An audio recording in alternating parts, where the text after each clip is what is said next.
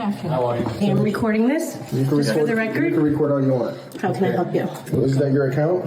I refuse to answer questions without my lawyer present. Like I said, you're not And going this to is freedom jail. of speech. This is America, right? And Veteran. And I agree with you 100%. Okay. So you're here to investigate a statement that I allegedly made on Facebook. Am I being charged with the crime? The concerning part, and not concerning for the person who's posting it, well, we're just trying to prevent somebody else getting agitated or agreeing with the statement. We're not saying it's true or not. That guy who consistently calls for the death of all Palestinians, that can probably incite somebody to do something radical. That's all we're here to talk about, and we wanted to get your side. If it was you that posted that, I would think to refrain from posting things like that, because that can get something incited. I appreciate your concern. I appreciate you coming out here. New year, same old Miami. As Americans are watching on live TV, the federal government ignoring, disregarding, violating, make disappear our First Amendment rights, Second Amendment rights, Fourth Amendment rights, Sixth Amendment rights, probably our Fifth Amendment rights as well. The same thing is happening right here at home because Miami. And the Miami of today is the America of tomorrow. I mean, that's been pretty clear this past week, Roy. You remember. Yeah. I mean, all things Miami, right? Sports, culture, politics. We had a Florida man president, a Miami man secretary of state attending the national championship of college football here in Miami. Jinx. With the Miami Hurricanes playing, a fellow born in Boston but Miami boy and in Indiana quarterback Fernando Mendoza. This is my first show back on Because Miami, but I was here, of course, doing como se dice, sports. Couldn't find the sports. I did it live, and of course was here to witness Roy Stradamus call that game ending. I mean, it was the easiest thing to call, man. I mean, come on. Yeah. I've been watching football for 41 years. That's what happens. It's what happened at the end of all of our losses this season. But Miami's going to Miami, and what you just saw was cell phone video from Raquel Pacheco, an Army National Guard veteran, former candidate for the Florida State Senate and Miami Beach City Commission. On January 12th, she got a visit from Miami Beach police officers because she was reported by Mayor Stephen Minor for making a mean Facebook comment underneath a post of his. Yes, that is a real thing that happened. And it made for strange bedfellows because it's kind of, politics is a perfect circle, Roy. And so it's brought a lot of people together that you wouldn't expect to be agreeing on an issue. And Stephen Minor, you might remember, is the Miami Beach mayor who is an accused serial sex pest.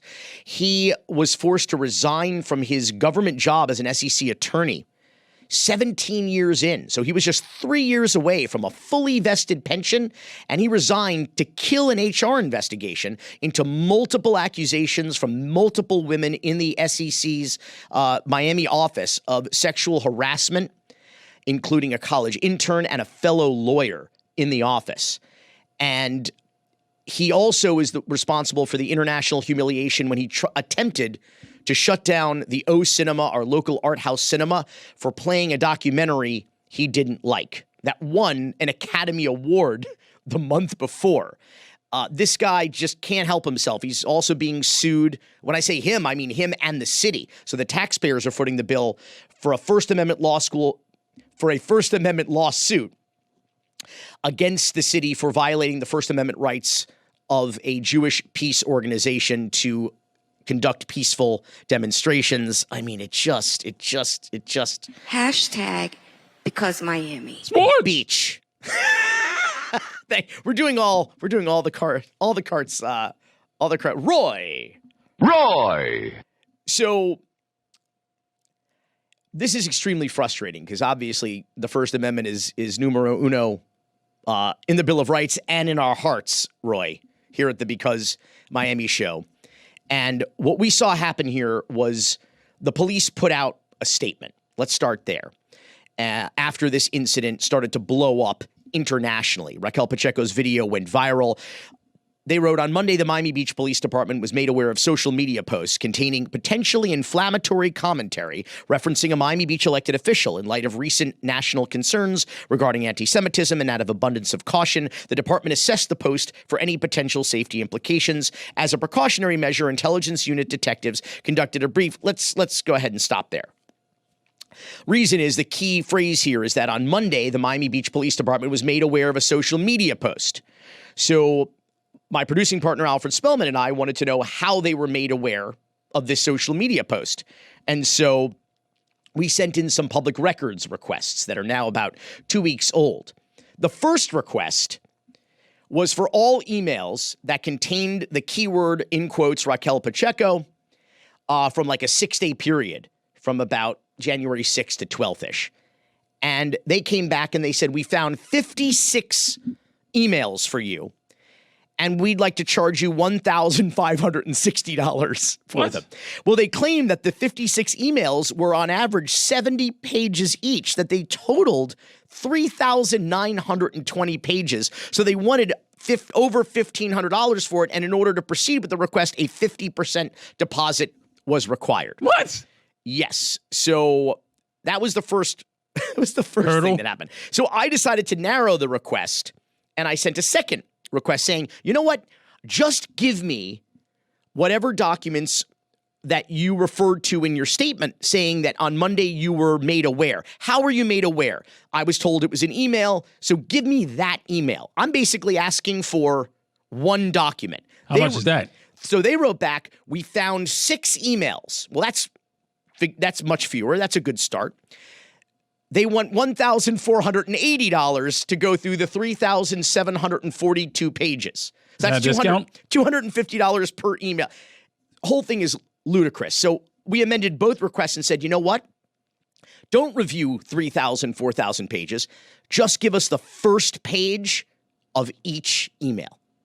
Ignore every page thereafter, the rest of the thread, any attachments. Just give us so now it's only for 6 emails, basically. So we'll see what happens there. In the meantime, they are in full-blown panic. It is crisis management mode. There are all-hands-on-deck meetings with the whiny crybaby mayor whose jeans are so tight, he's not getting enough oxygen to the brain. So this guy's got the police chief, he's got the city manager, the city attorney. No business of the people of the city of Miami Beach are getting done. They're just in crisis management mode to try to spare what's left of the miserable international humiliation of a reputation that is Stephen Minor. And they put out a second statement. They're not releasing any public records. They just keep writing more statements. The next one is crazy. And it's from Chief Wayne Jones, who is ordinarily a reasonable man, but this thing reads like the mayor was holding a gun to his head. I was like, hey, police chief, blink twice if you need help. He says, in response to recent media inquiries, he doesn't write this, but we're not releasing any public records. But Wayne Jones has the following statement.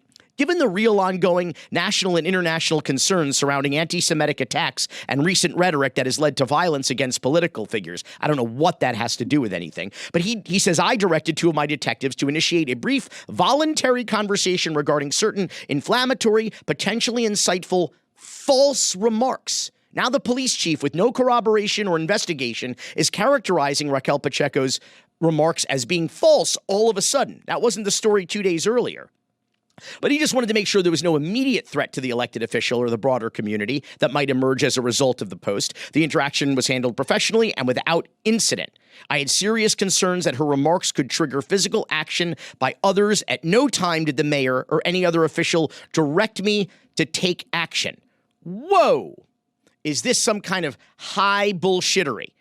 First of all, stop releasing statements and release the public records already. You know what we're looking for. They got to come out irregardless, so release them. Whoa. Do you have the money for that? Call Uncle Dan. Let's get the Meadowlark credit card up in here. I need a public records budget on this show, damn it. I barely have a pizza and parody song budget. All right. This is ridiculous. So first of all, he characterizes Ms. Pacheco's remarks as false, but yet there appear to be several disingenuous, if not outright false, claims in Chief Wayne Jones's statement. Okay, first he says at no time did the mayor or any other official direct me to take action. Dude, we already know that this incident was a direct result of a complaint by the mayor's office to the police department, okay, via an email that the city refuses to release. So to borrow the chief's terminology, Minor at the bare minimum incited this questionable visit by detectives to Ms. Pacheco. Okay. If you call 911, Roy, to report a suspicious person and that person gets arrested, you didn't order the police to arrest that person, but you called the cops on them. No, I probably would get arrested in that situation. But what I'm saying is that's exactly what happened here. Minor called the cops on Pacheco because of her mean Facebook comment. And then the police chief sent armed plainclothes detectives in unmarked car to police her speech by telling her, quote, if it was you who posted that, I would think to refrain from posting things like that. So a threat. I thought it was pretty clear. I mean, it was a very professional demeanor, but it sounded like him policing her speech. Finally, if in fact the police chief, Roy, had serious concerns that her remarks could trigger physical action by others, how does dispatching police to her home dispel that? The detective himself tells her, we're less worried about you than we are about other people. Well, then why go to see her then? It doesn't make any sense. So here to talk to us about it is Raquel Pacheco herself, who I understand has heard from many a strange figure, including not one, but two gubernatorial candidates in the Republican primary for Florida governor who support her freedom of speech. Say no. And starting with Paul Renner, who was the former Speaker of the Florida House of Representatives, who had a very reasonable take. Let's play it. This video of Miami Beach police interrogating a poor woman over a harmless social media post is outrageous. I served for 20 years in the military and in 2 wars, so this would never happen in our country. This is a fundamental right of all Americans, free speech. You can disagree with me or anybody else to the top of your lungs. That's your right. And when I'm governor of the free state of Florida, you will have that right. I understand some elected officials don't get it. I do. We will protect it here in Florida. James Fishback is a Groyper adjacent kind of right-wing internet troll. A grouper? Groyper. Not a square Groyper. Oh, yeah. Square. Yeah. You said Fishback, so. He's been making a lot of news lately with his race baiting rhetoric against opponent Byron Donalds, who he's nicknamed Byron, and he wants this quote, send him back to the ghetto, end quote. There's allegations of grooming.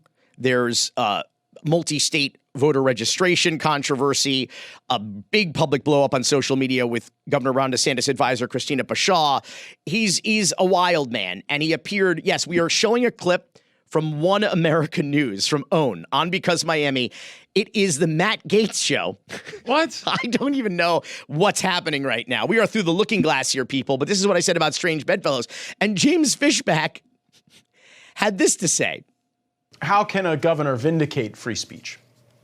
Well, in this particular case, what I would do as governor is I would use my powers vested under Article 4, Section 7A of the Florida Constitution and immediately remove the mayor of Miami Beach for dereliction of duty, for essentially using his office to politically pursue someone who merely disagreed with him on the internet. But I think it's a bigger part of something that you and I, Matt, have talked about for a while, which is Republicans and Democrats not teaming up to fight for higher wages or stopping the Great Replacement, but teaming up to combat anti-Semitism. Look, we all agree that all forms of religious hatred should be condemned, but that does not give you the right to snatch our free speech rights in the name of protecting anti-Semitism or defending against it. You're allowed to criticize Israel Netanyahu. You're allowed to call him a war criminal. We're allowed to do whatever we want in this country. It's called the First Amendment, and as Florida governor, I'll always defend that.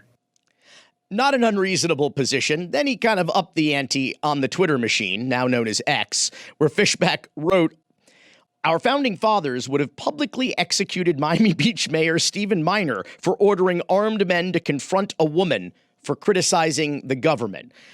It might have been a little bit of a exaggeration or hyperbolic statement. Yeah. Raquel Pacheco, first and foremost, before we get into all of this craziness, how are you doing? How are you feeling? I know this was a little, you put on a tough face and a tough voice on your video, but how are you feeling now about all this? Well, first of all, thank you for having me and thank you for highlighting this story. The initial shock has sort of worn off. I'm still dealing with like the actual physical and emotional aspects of having to deal with this.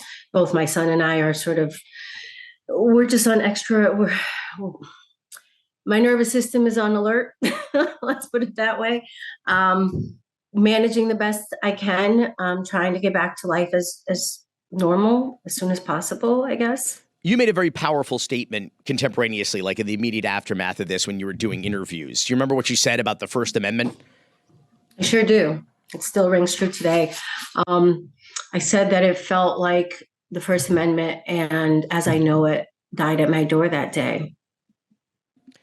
And things aren't getting any better, it seems, on a national level. I don't mean to be glib about it, but you are sort of your incident is kind of a microcosm of a greater plague in this country that is clearly bringing people from the left, of which you ran. I should have mentioned you ran as a Democrat when you ran for office 2 times, and people from the right. James Fishback is, I guess they call it the political horseshoe, but like I'd call it a circle. But what is sort of that like though to hearing from people who, I don't think it's too presumptuous to say that you would probably never vote for. No, I wouldn't vote for Mr. Fishback. Mr. Fishback reached out to me. Actually, his aide initially reached out to me, asked if I would have a conversation with him. I wasn't even familiar with him as a candidate, but I agreed because I agreed to talk with everyone. And we had a good exchange via phone about, standing as Americans behind First Amendment issues and protections. So on that much, we agreed. He asked me to go to Tallahassee and do a press conference with him, which I politely declined because after investigating Mr. Fishback's platform, there's nothing there that I can politically, personally, or morally align with. So I politely declined. But, the thing that stands out about this outreach from across the aisle is that this is the one issue that Americans can all rally behind despite party affiliation. So, that's promising. It's a start. It must provide some solace, if not comfort. It does. It's good to see Americans lay down our differences and come together over this issue. It's like the First Amendment, it's number one. We get this right, we're screwed. So I talk on this show a lot about the city of Miami, which is a very different beast than the city of Miami Beach. The government's very different. Obviously, the makeup. City of Miami is one of the largest cities in Florida, and it operates very differently than the city of Miami Beach, which is a barrier island with approximately 80,000 full-time residents. And you have a very different system of government where the mayor has a vote. All the commissioners run citywide and not as districts like we do in the city of Miami. So there are 6 other people other than the mayor. I'm going to name them because I think it's important. Monica Mateo Salinas, Laura Dominguez, Alex J. Fernandez, Tanya Bott, David Suarez, Joseph Magazine. All of these people have the same mandate as the mayor. They were all elected citywide. Some of them were elected by more votes or a far greater margin. Monica Mateo Salinas was won by 20% more than Mayor Minor was voted with. And they all have the same 1 vote on the commission out of 7. I'm finding this silence of these folks really peculiar and odd. The spinelessness, the cowardice, they are enabling this ongoing misconduct of this mayor, in my opinion.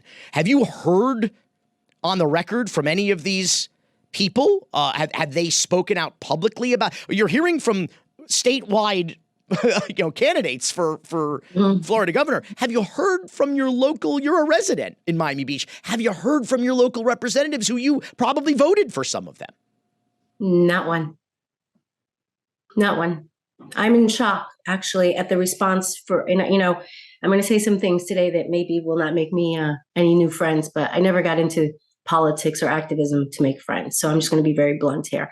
I'm incredibly blown away by the lack of response from the entire Democratic side of Florida politics on this issue. You mentioned Mr. Fishback, and I don't even know this other gentleman. Well, Paul Renner. I wasn't even familiar with his comments. But I'll tell you, the silence from the Democratic side is really quite deafening here. I haven't heard from David Jolly. I haven't heard from Nikki Fried. I've heard from one political consultant, not Christian Overt, thankfully. It's just absolutely deafening. It's just, you see this opportunity for the the Democratic Party of Florida to come together on an issue that even Republicans can come together on. And what do you hear? Crickets. You know what I say, the Democrats never miss an opportunity to miss an opportunity. So while this doesn't shock me, it certainly disappoints me. And I think it was my friends left of center who once told me silence is violence. Mm-hmm. And you know, as those of us who have privilege in this country have to use our platform and our bully pulpits to speak out for people who don't have the ability to amplify their own message or perhaps are afraid to do so. So to hear silence is violence, and then to hear, as you put it, deafening silence from Democrats and from the left on this is absolutely just, it's, to borrow a term, deplorable. It is. And it speaks to a much bigger issue that we have here in Florida. I mean, I've always suspected that we had some organizational issues, but now I'm certain of it. Well, they're systemic. I don't really see how Nikki Fried has a job. I mean, you look at the latest, if you look at the latest statewide voter registrations, I mean, Republicans just continue to widen that gap. I mean, the only person who can be this like wrong and this bad at their job and keep it are like meteorologists. Like, I don't really understand how, and even they, I think, have a better success rate than Nikki Fried. I mean, this is just embarrassing already. Incidentally, the show's not called Making Friends, Raquel. It's called Because Miami for a reason. It's because if you close your eyes, you can see how many fucks we give on this program. Yeah. So you've come to the right place to alienate your political party. Yeah, I feel totally at home. Thank you. So let me ask you, finally, before we go, what is next? I understand you've lawyered up.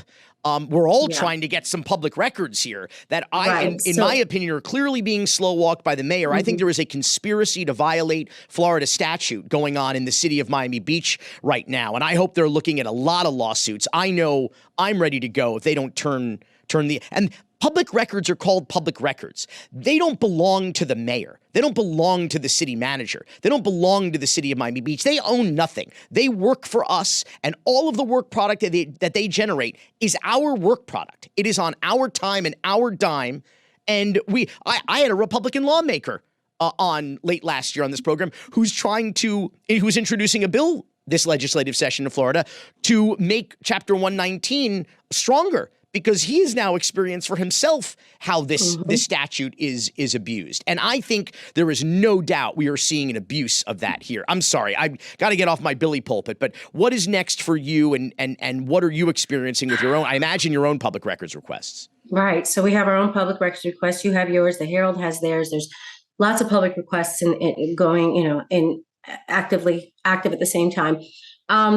We're going to keep pressing for those. I'm really taken aback by the absurdity in the city's lack of response here. There hasn't been any discussion about having an open a meeting or trying to discuss this with me. So, at the very least at this point, I think the best they can do is, the right thing to do would be for them to release the documents at no cost and to just have a completely transparent process and maybe conduct an internal investigation. So we're going to advocate and push for that. Absolutely. In my last email, in fact, I'm writing one right now. You got me all fired up. I'm sitting here literally writing a public records request to the city of Miami Beach. But I specifically said, and I copied everyone in the city, I said, with the overwhelming public and media interest on this, you should waive all of the fees associated with these public records requests in the interest of full transparency. When do you think that'll happen, Roy? When hell freezes over, probably. I don't know. Probably about right. Raquel Pacheco, thanks so much for being here and good luck to you. Thank you. Thank you so much. Thank you for having me. Miami Mayor Francis Suarez is long gone, term limited forever. He can never run for mayor of Miami again. He can never run for Miami City Commission again now that there's lifetime term limits. How can I help? But you can't anymore. But the scandal is like Celine Dion's heart and mine. It goes on and on and on. And now, even in his absence, in his wake, there is a scandal. It started out as Watchgate, and it is a cover story of the Miami New Times. It then moved on to Giftgate, and now it's Meatgate, and we're gonna What follow now? we're gonna follow the whole journey If you put garbage in, you're going to get garbage out. with Naomi Feinstein, a staff writer at Miami New Times, friend of the show, back joining us because she's been writing all of these stories. And Naomi, let's start at the beginning here. Francis Suarez, apparently on his way out the door, it's unclear exactly when, gifted to somehow this guy had at least four sergeant at arms, which is ludicrous. We have covered his abuse of the sergeant at arms system ad nauseum on this show, and just the absolute waste of police time and resources, taxpayer money, how it's helped to kill morale at the Miami Police Department, which has never been lower. And he gifted them, Roy, 4 sergeant at arms, Rolex watches. We don't know what model of Rolex watch. We don't know if they're used or they fell off a truck, or we don't know what, but 4 Rolex watches. Like he's a quarterback and he's giving watches to his offensive line. Hang on. Wait for it, Roy. You know what I'm looking for.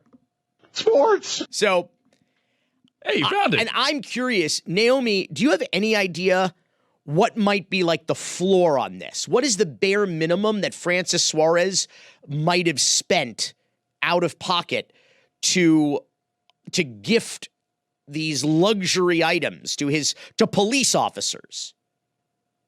Yeah, I mean, obviously I wish I knew the style, if it was primary market, secondary market, but floor, it could be 6,000. It could go all the way up to 100K. Depending again on the model, if you bought it on the secondary market.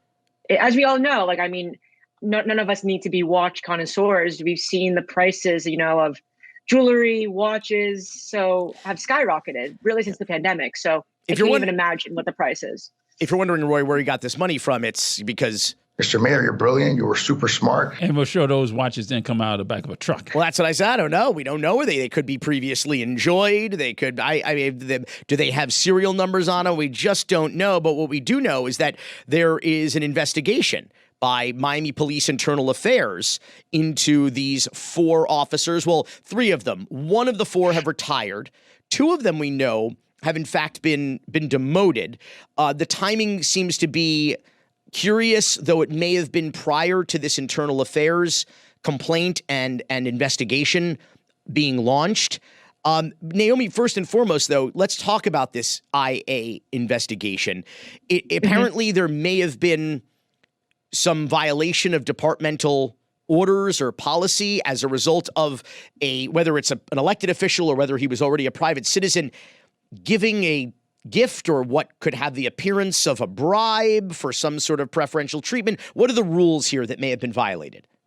Yeah, there are strict rules about, officers, any employee within the department accepting gifts or gratuities because they want to prevent, bribery, corruption, or even, let's say it mean that someone got a gift for a police officer and they meant no harm by it. They didn't know the rules, but they don't want to present the image as though that officer employee is compromised. So, and I think, the sheer fact that, if they got these watches, on itself, it doesn't look good, accepting a gift, but the sheer fact that luxury watch at this price, I think supposedly have been rubbing people within the department, the wrong way, the message that it sends. Of course. I mean, listen, this has been part of the problem with the morale is that the fish rots from the head down. And Roy, what's been happening is the rank and file police officers have been sent message that there is just impunity at the top, that there is no accountability for the people in charge of this department. And that's not a good thing. It doesn't make the officers safer on the streets. It doesn't make the public safer. It arguably makes everybody, puts everyone in greater danger and makes the streets and the city less safe. You just have a real message being sent from the chief and assistant chiefs and majors that you can act with impunity and they don't even care about the perception of corruption here. Naomi, what do you know about the procedures here? We mentioned one of the Sergeant Arms has retired, so she gets to sail off into the sunset with her beautiful Rolex wristwatch. But there's 3 other officers currently employed, two of whom have been demoted. A great personal expense because they're making much less money. I mean, upper 5 figures, if not lower 6 figures less money. But they're all subject to this internal affairs process, and they can be called in and subjected to discipline. What do we know about this? Yeah, I mean, may I add one thing though? So sorry, real quick. Yeah, 2 got demoted, 1 didn't. So begs the question, why 1 wasn't, maybe who knows what could it be? But one other thing that's really interesting is that supposedly there was 1 additional sergeant of arms who allegedly was gifted a watch but declined, given the orders. So that has also been added to the complaint. And so that would be very interesting to see what comes out of that. But right. yeah, I mean, so there was a 5th, to be clear, there's a 5th sergeant at arms who was offered a Rolex by Francis Suarez, but turned it down, presumably because he knew it was a violation of policy. Yeah. Oh, wow. I tried to confirm that. I haven't gotten any confirmation. Complete dead end. But as we know, they're investigating it. Supposedly they're investigating it. Again, the process is ongoing, and we might not hear for months. You're no stranger to knowing how these investigations work. So come on, we might never I'm hear. eager to see. Naomi, we may never hear again. This may never come up again. And I think the big question, for a lot of people have been, what will be the outcome? I mean, they're like, I guess Francis is, scot-free. He's not in office anymore. I guess it's more of a reputational thing, but it is very interesting. What reputation? Underhanded man-child fail, son. I mean, come on. So, Naomi, the major in charge of internal affairs is Windsor Lozano. And Windsor, what a name. Windsor Lozano is part of let's call him a Miami police dynasty. His father, I believe, was a police officer. His father's brother, so Windsor Lozano's uncle, William Lozano, was also a Miami police officer. And if that name sounds familiar, it's because William Lozano, in January of 1989, shot and killed an unarmed black motorist, Clement Lloyd, who was allegedly fleeing another Miami police officer who was chasing him for an alleged traffic violation. Lozano was on foot investigating an unrelated incident, heard about the situation, and later claimed that the motorcycle veered toward him.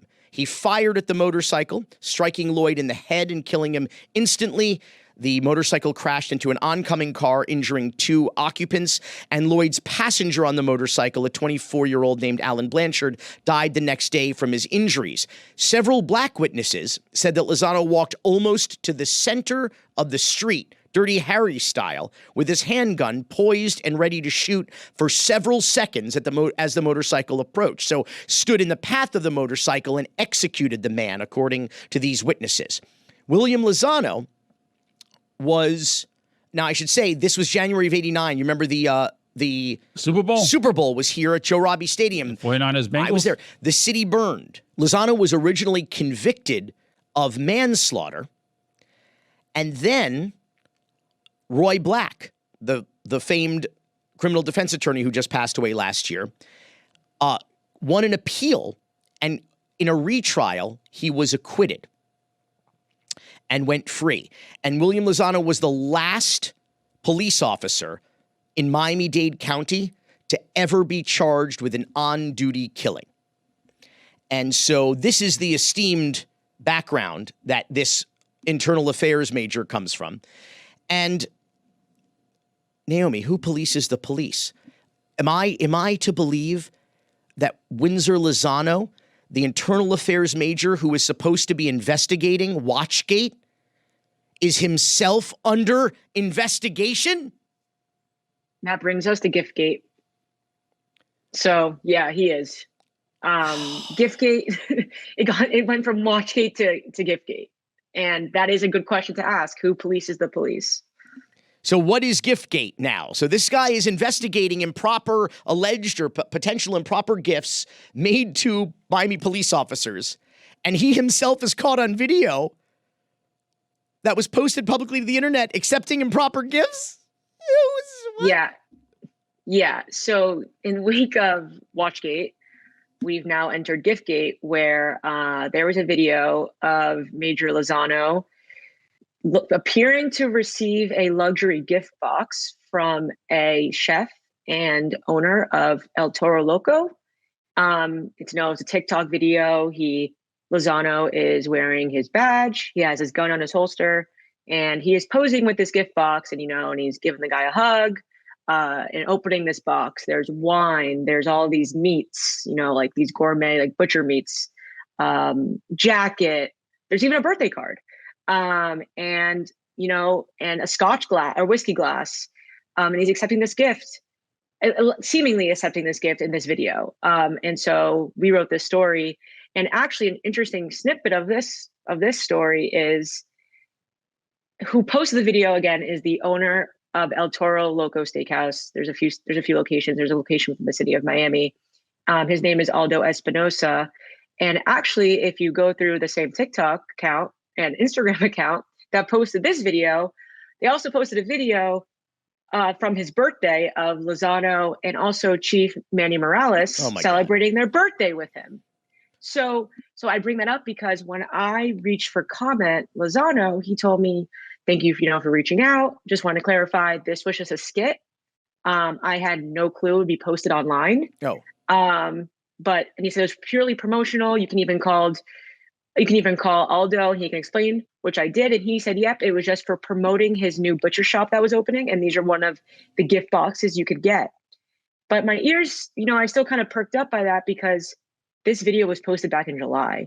I just reported this in January. So this video has been up for a long time. 7 months. So exactly. So I use that information. I put it in the story and let the reader decide what they want. So the idea being that if Lozano didn't know that this was going to be posted online, he certainly has known for several months. Exactly. And if he understood that it appeared to be a skit in which he was violating policy, clearly identifiable as a police officer with badge and gun, then he probably should have asked his buddy to take it down so that not only would he not get in trouble, but it wouldn't send the kind of message that we were talking about down the chain of command that you can behave like this in uniform without any kind of accountability. So now the Coral Gables Police Department is now investigating the head of IA because, of course, IA can't investigate the head of IA because he's the head of IA, for crying out loud.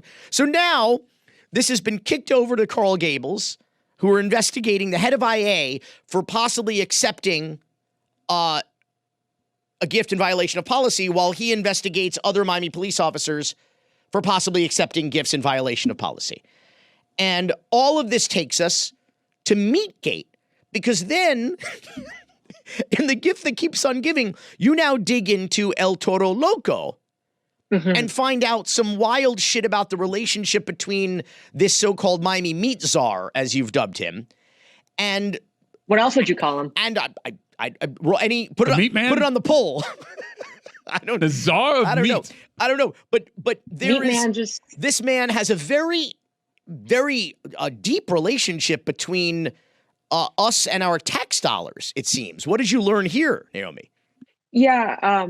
As we shift from Giftgate to Meatgate, what stood out to me was, I think this was so important, is because, I think context matters, because we want to know, it could have been a harmless thing, just giving him a gift. They're good friends. But also I wanted to know, does this guy have further ties within the community and involved in city business? So as I said, he does actually have a meat distribution company where, he's giving out these meats. And then he also has the steakhouses, one of which is within the city of Miami. And so in doing this, I got records to show that since December 2023 through December 2025, he's been getting quite a bit of money, $730,000 worth of money because of, wait, I'll get there. And basically meaning this money is basically from District 3 and District 1. And they are for different the District 3 under Joe Carollo was the big spender. He's responsible for 98% of it. Gabella, District 1, Gabella's office only basically had 2 purchases. So for clarity, these are, sorry to interrupt, Yes. this is what we call discretionary funds. So there's no bidding, there's no RFP, these guys can spend this money however they want to spend this money without any kind of accountability other than, I guess, perhaps, requesting these records and being able to see how they spent them. So they're just writing checks to $750,000, it seems, and counting, because even though Joe Carollo's gone, Miguel Gabella's there still spending tens, if not hundreds of thousands of dollars on what? On meat? What are they spending it on? Yeah. So for District 3, for instance, and District 1 had one of these giveaways. So Carollo would have a lot of these holiday distribution events where you would have, turkey giveaways, pork shoulder giveaways, evidently. Al Capone style. I wasn't well versed that Don was King a style. thing. Wait, pork shoulder giveaway? Pork butt. Pork butt. Yeah, and for holiday distribution events, turkey makes sense, Thanksgiving. So $750,000 in pork butt? So give you one example, November 2024, his office paid $156,000 for whole turkeys. In December, this past November, again, that's for turkey distribution. In November 2025, $200,000 for whole turkeys, but there's also $111,000 for some prime pork shoulder. So, and then these various in our article, and if people take a look at it, I have a little breakdown since December 2023 of each month of what they were billed. It's pork shoulder, turkey, pork shoulder. Gabella's office had one other purchase besides one meat distribution spending. It was for a staff luncheon for only $448. So the kind of money we're talking about, though, I have to ask the question, not making any accusations, but the kind of money we're talking about, particularly Joe Carollo, and these guys, El Toro Loco, they have a food truck outside here at the Bayfront Park, which was the subject of part of the scandal or the controversy in the Bayfront Park Management Trust, where it was alleged by the former executive director, who's now suing the city and the Bayfront Park Management Trust and Joe Carollo, saying that these were very politically connected individuals to Joe Carollo, and he allowed them to apparently tap into the city's power supply, so not have to furnish their own generator as they're apparently required to do, perhaps by lease or contract or whatever, and basically steal, he was alleging, electricity, and arguably tax dollars from the city. So these people have come up before, but when you're talking about this kind of money, there's always the question of alleged kickbacks. There's always the question of when there's so much money going out and there's no accountability and there's no one else in city government, procurement doesn't know about it, city manager doesn't know about it, city attorney doesn't know about it, nobody is looking over and approving these contracts. But where is this money going? Is it all going to Toiki? Is it all going to pork shoulder or pork asshole or whatever it is? We can say that now. But I mean, is there any? I mean, can we follow the money any further here, Naomi?